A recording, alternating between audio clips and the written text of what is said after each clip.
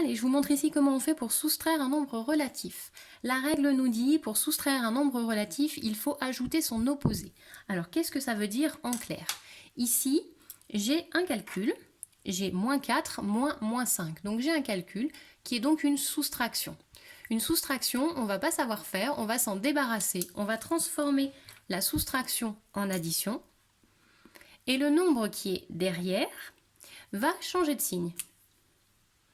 Donc mon moins 5 va se transformer en plus 5. Le nombre qui est devant, lui, on ne le change pas. Donc on a bien moins 4 qui reste. Et donc moins 4, moins 5, c'est égal à moins 4 plus 5. On garde le nombre qui est avant la soustraction. Notre soustraction se transforme en addition et on change le nombre d'après. Donc pour soustraire moins 5, on va ajouter son opposé, ce qui correspond à la règle. Une fois qu'on est ici, ici on a une addition. Les additions, on sait faire.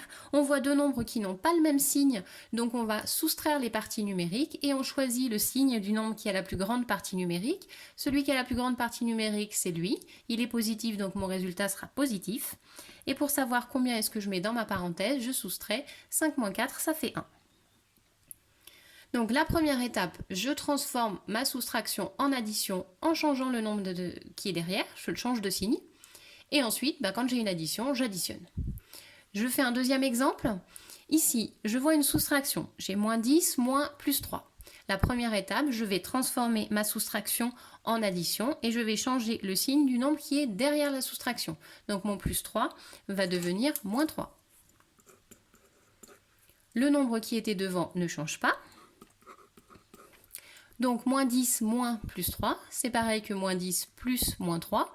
Ici j'ai une addition, l'addition je sais faire, je vais additionner les parties numériques. Donc 10 plus 3 ça fait 13, les deux nombres sont négatifs, mon résultat est négatif. Donc dans tous les cas de figure, avec des soustractions, on transforme la soustraction en addition en changeant le nombre qui est juste après la soustraction. Et une fois qu'on a fait ça, on se retrouve avec une addition et là on sait faire.